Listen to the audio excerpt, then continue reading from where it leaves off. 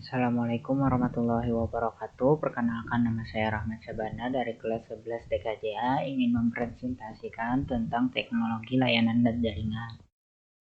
Pertama, pengertian komunikasi. Komunikasi adalah suatu proses ketika seseorang atau beberapa orang, kelompok, organisasi, dan masyarakat menciptakan atau menggunakan informasi agar terhubung dengan lingkungan dan orang lain. Tak hanya manusia, hewan juga berkomunikasi dengan sesama spesiesnya menggunakan cara komunikasi mereka sendiri. Yang berikutnya, komponen utama dalam komunikasi. Komunikator. Komunikator adalah orang yang menyampaikan pesan atau maksud dan tujuan tertentu kepada komunikan atau pihak lain. Komunikan adalah orang yang menerima pesan dari komunikator. Yang ketiga, pesan. Pesan adalah isi dari suatu yang ingin disampaikan, bisa berupa maksud dan tujuan. Yang keempat, media. Media adalah alat penghubung atau sarana dalam penyampaian pesan dalam komunikasi. Yang kelima, feedback. Feedback adalah umpan balik atau respon dari komunikan. Yang keenam, efek adalah akibat atau pengaruh yang ditimbulkan dari komunikan setelah menerima pesan. Berikutnya, perkembangan sejarah teknologi komunikasi. Pada tahun 1837, telegraf ditemukan. Telegraf merupakan sebuah mesin atau alat yang menggunakan teknologi telegrafi untuk mengirim dan menerima pesan dari jarak jauh. Biasanya menggunakan Morse sebagai kode komunikasi. Yang kedua berikutnya yaitu pada tahun 1877, telepon pertama ditemukan oleh Alexander Graham Bell, yaitu seorang ilmuwan dan penemu kelahiran Skotlandia yang terkenal karena menemukan perangkat telepon pertama pada tahun 1876 dan mendirikan perusahaan telepon pada tahun 1877. Berikutnya, pada tahun 1923, TV tabung ditemukan. TV tabung adalah teknologi yang umumnya digunakan pada monitor PC dan televisi keluaran lama, yang merupakan cikal bakal keluarnya TV keluaran terbaru atau TV modern seperti plasma TV, LCD TV, dan LED TV. Berikutnya adalah internet. Internet atau Interconnect Network adalah sebuah sistem komunikasi global yang menghubungkan komputer-komputer dan jaringan-jaringan komputer di seluruh dunia. Yang berikutnya, sebutkan dan jelaskan elemen komunikasi data. Pengirim adalah pihak yang membuat pesan dan melakukan aktivitas penyampaian pesan tersebut kepada yang penerima pesan. Hampir semua perangkat dapat menjadi pengirim, akan tetapi mungkin yang lebih dekat dengan kehidupan kita sehari-hari adalah komputer atau laptop dan telepon genggam. Kedua perangkat ini bertindak sebagai pengirim pesan. Komputer sendiri sebenarnya terdiri dari berbagai macam perangkat yang saling berhubungan, dan di antara perangkat-perangkat tersebut pun menjadi komunikasi data. Yang kedua, penerima. Penerima atau receiver adalah pihak yang menjadi sasaran pesan dari pengirim dan penerima pesan tersebut. Hampir semua perangkat dapat menjadi penerima pesan sekaligus menjadi sebagai pengirim, akan tetapi mungkin akan lebih dekat dengan kehidupan sehari-hari adalah perangkat elektronik seperti printer, speaker portable yang dihubungkan dengan Bluetooth, dan lain sebagainya. Perangkat-perangkat itu sendiri sebenarnya terdiri dari berbagai macam unit yang saling berhubungan. Di antara unit-unit tersebut pun menjadi komunikasi data.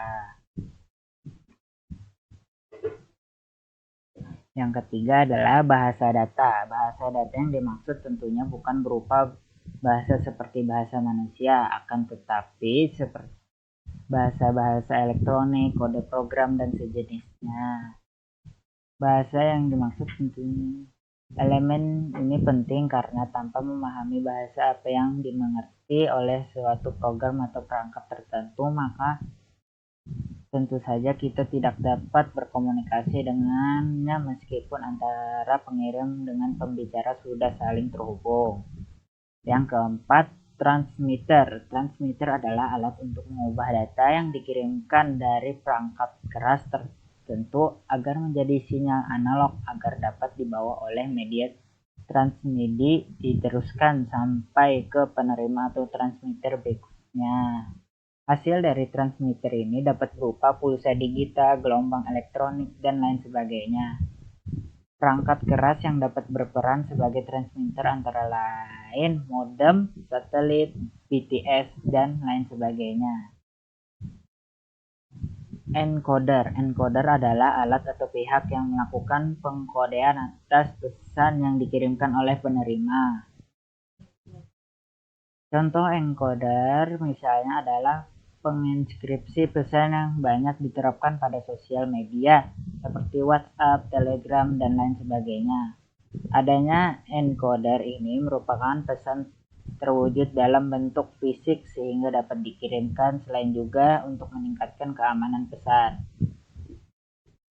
Decoder. Decoder adalah alat atau pihak yang melakukan pembacaan kode atau simbol atas pesan yang dikirimkan oleh penerima.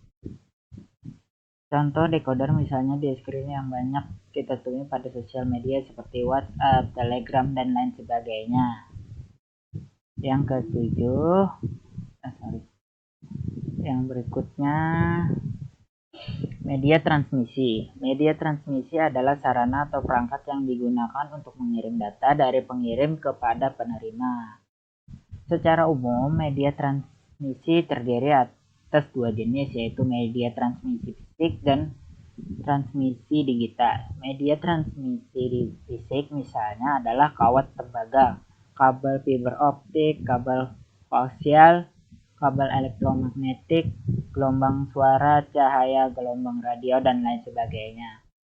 Dewasa ini hampir semua jenis media transmisi dapat dipakai dalam komunikasi yang terjadi di seluruh dunia.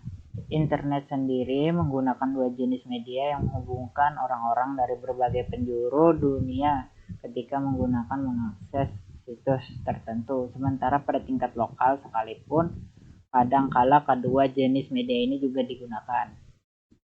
Yang kedelapan, protokol. Protokol dapat disebut sebagai sebuah alamat yang dituju pada penerima pesan dan sebaliknya. Contoh protokol pada HTTP yang dapat diakses lewat port 80 atau FTP yang dapat diakses lewat port 21 dan lain sebagainya.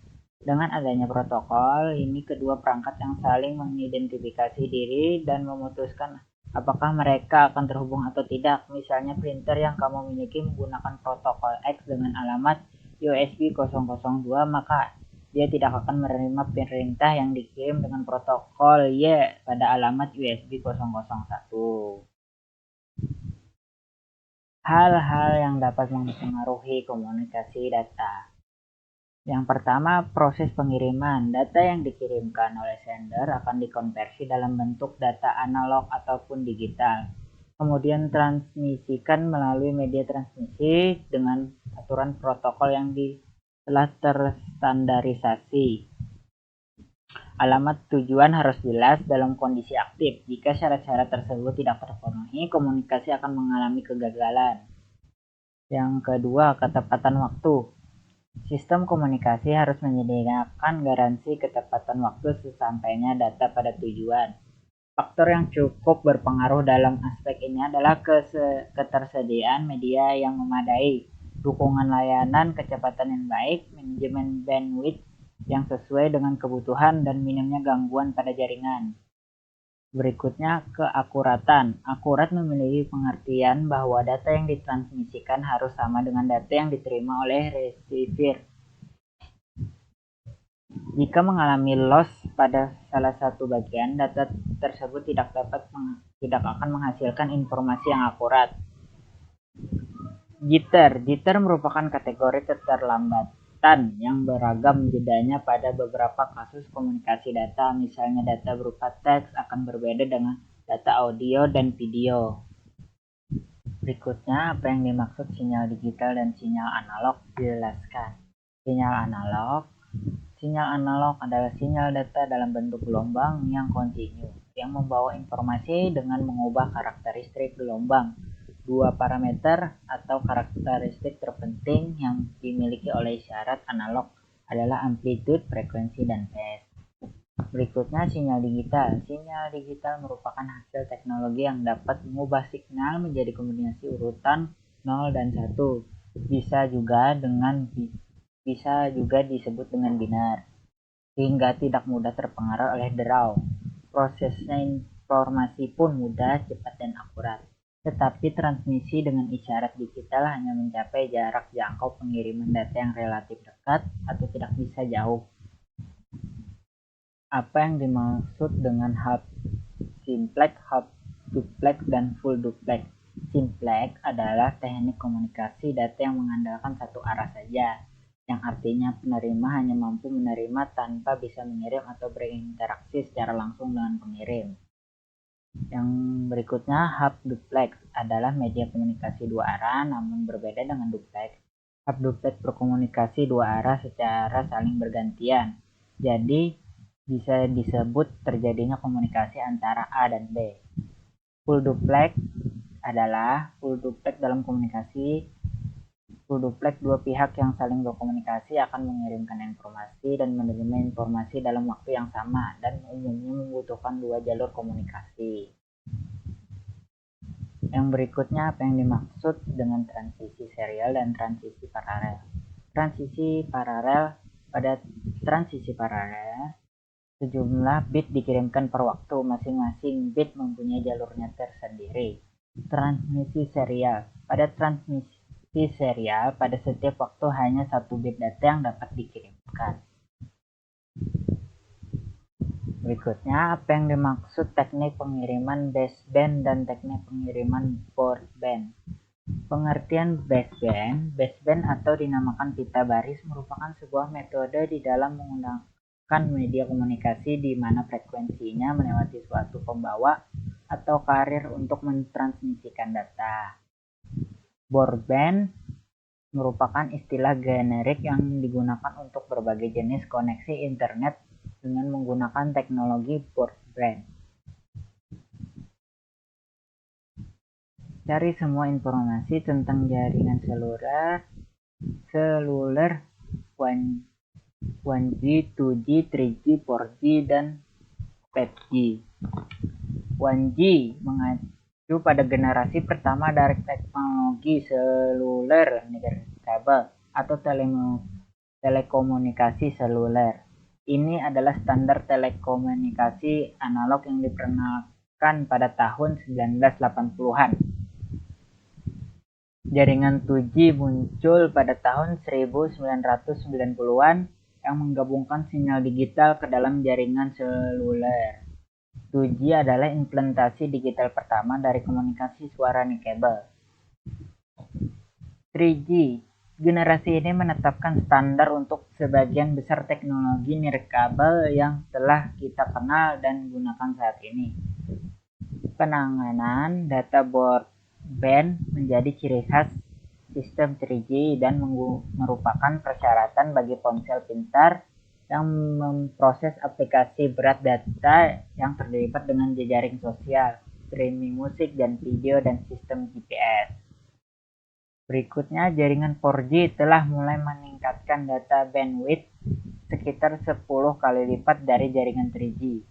4G adalah teknologi yang sangat berbeda dibandingkan dengan 3G.